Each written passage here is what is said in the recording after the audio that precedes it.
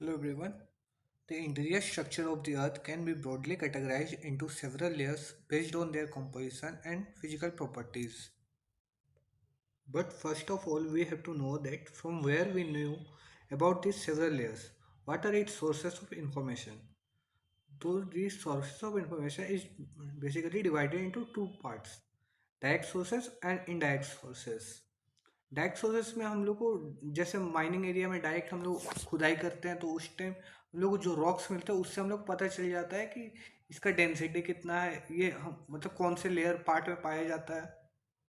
या फिर volcanic eruption से, जब वॉल्केनिक इरप्शन वो तो अंदर से निकलता मैग्मा अपर मेंटल से, तो उसमें से जो रॉक्स वगैरह निकलते हैं तो उसके थ्रू भी हम लोगों को पता चल जाता है।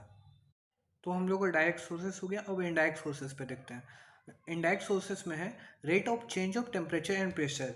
जब भी हम लोग अपना अंदर जाएंगे अर्थ के इंटीरियर में तो वहाँ पे प्रेशर और टेम्परेचर इंक्रीज होता है, तो उससे हम लोग को पता चलता है। एक सोर्स वो हो गया। Second meteors. मेटियोर्स से कैसे पता चलता है कि जो भी मिनरल्स से, जो भी मटेरियल से अर्थ बना हुआ है, मेटियोर्स भी उसी से बना हुआ है। तो जब मेटियोर्स अर्थ के अंदर आता है तो हम लोग उससे पता कर सकते हैं। तो नेक्स्ट है हम लोग का ग्रेविटी। ग्रेविटेशन से हम लोग कैसे पता चलता है कि ग्रेविटेशन हमेरा हमेशा पोल्स के पास ज़्यादा होता है और इक्वेटर के पास हमेशा कम होता है। नेक्स्ट है हमारा ग्रेविटी एनोमैली, जिसमें हम लोग को ये पता चलता है कि जो ग्रेविटी वैल्यू में चेंजेस होता है अकॉर्डिंग टू द मिनरल्स या फिर मटेरियल्स जो अर्थ के इंटीरियर में हम लोग पाते हैं। ठीक है। और फिर नेक्स्ट है मैग्नेटिक सोर्सेज, जिसमें हम लोग पेलियो मैग्नेटिज्म के बारे में जान सकते हैं, जो सेम टू ग्रेविटेशन। जब एस्टेनोस्फेयर में जैसे रैपिड मूवमेंट और कन्वेक्शन करेंट्स होते हैं तो उसके थ्रू मैग्नेटिक सोर्सेज जनरेट होते हैं। नेक्स्ट है सिस्मिक वेव्स। सिस्मिक वेव्स में हम लोग बेसिकली एक शेडो जोन होता है जो कि हम लोग जहाँ पे प्राइमरी वेव्स भी नहीं पहुँच पाता और सेकेंडरी वेव्स भी नहीं पहुँच पाता है, तो उसके चलते हम लोग जान पाते हैं। इसके बारे में हम लोग डिटेल्स में डिस्कस करेंगे जब हम लोग अर्थक्वेक के बारे में पढ़ेंगे। तो अब देखते हैं ये सेवरल लेयर्स में कैसे डिस्ट्रीब्यूटेड है। पहला हम लोग को जो लेयर होता है वो क्रस्ट का होता है, वो आउटर मोस्ट सॉलिड पार्ट होता है जिसमें हम लोग रहते हैं। तो अपर जो क्रस्ट होता है वो दो चीज़ में डिवाइड होता है, upper crust and lower crust. Upper crust को हम लोग कॉन्टिनेंटल क्रस्ट भी बोलते हैं और लोअर क्रस्ट को हम लोग ओसेनिक क्रस्ट बोलते हैं। कॉन्टिनेंटल क्रस्ट का कॉम्पोजिशन है सिलिका प्लस एल्यूमिनियम, जिसको हम लोग सियाल बोलते हैं। ओसेनिक क्रस्ट का सिलिका प्लस मैग्नीशियम, इसको हम लोग सीमा बोलते हैं। और जो अपर क्रस्ट और लोअर क्रस्ट के बीच में जो बाउंड्री बनता है उसको हम लोग बोलते हैं कॉनॉर्ड बाउंड्री। ठीक है। कॉन्टिनेंटल क्रस्ट ओसेनिक क्रस्ट से ज़्यादा होता है क्योंकि कॉन्टिनेंटल क्रस्ट का लेंथ या फिर हाइट जो भी बोल सकते हैं वो 32 किलोमीटर होता है और ओसेनिक क्रस्ट का नॉर्मली 5 किलोमीटर होता है। लेकिन जहाँ पे एक्सेप्शंस कुछ होते हैं, जहाँ पे माउंटेन सिस्टम्स होता है कॉन्टिनेंटल क्रस्ट में, सच एज हिमालयन रीजन, वहाँ पे कॉन्टिनेंटल क्रस्ट 70 किलोमीटर का भी हो सकता है। ठीक है। लेकिन डेंसिटी में उल्टा हो जाता है, डेंसिटी में ओसेनिक क्रस्ट ज़्यादा होता है कॉन्टिनेंटल क्रस्ट से। कॉन्टिनेंटल क्रस्ट का डेंसिटी 2.7 ग्राम पर सेंटीमीटर क्यूब होता है, वहीं इसका 3 ग्राम पर सेंटीमीटर क्यूब चल जाता है। कॉन्टिनेंटल क्रस्ट का जो कंपोजिशन होता है वो ग्रेनिटिक कंपोजिशन का होता है, वहीं ओसेनिक क्रस्ट का बेसोल्टिक कंपोजिशन होता है। बेसोल्टिक कंपोजिशन ज़्यादा डेंसिटी का क्यों होता है? क्योंकि वहाँ पे ज़्यादा हेवी मिनरल्स रहते हैं जैसे आयरन और मैग्नीशियम। अब आते हैं मेंटल पर। मेंटल हम लोग को क्रस्ट और इस कोर के बीच वाला को बोलते हैं, वो बियॉन्ड क्रस्ट होता है। ये किसका, इसका कॉम्पोजिशन क्या है? ये मैग्नीशियम सिलिका और आयरन का बना हुआ है। इसका डेप्थ कहाँ तक जाता है सरफेस से? 2900 किलोमीटर तक जाता है। ये भी दो चीज़ में डिवाइडेड है, अपर मेंटल और लोअर मेंटल। अपर मेंटल में और एक लेयर होता है जिसको हम लोग एस्थेनोस्फेयर बोलते हैं।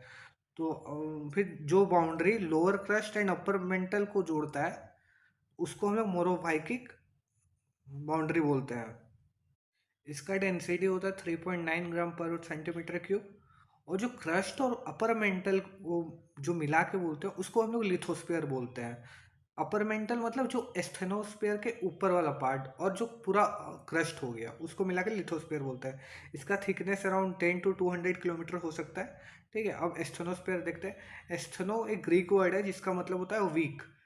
और ये एस्थेनोस्फीयर जो होता है जिसका एरिया है 400 किलोमीटर डेप्थ तक रहता है।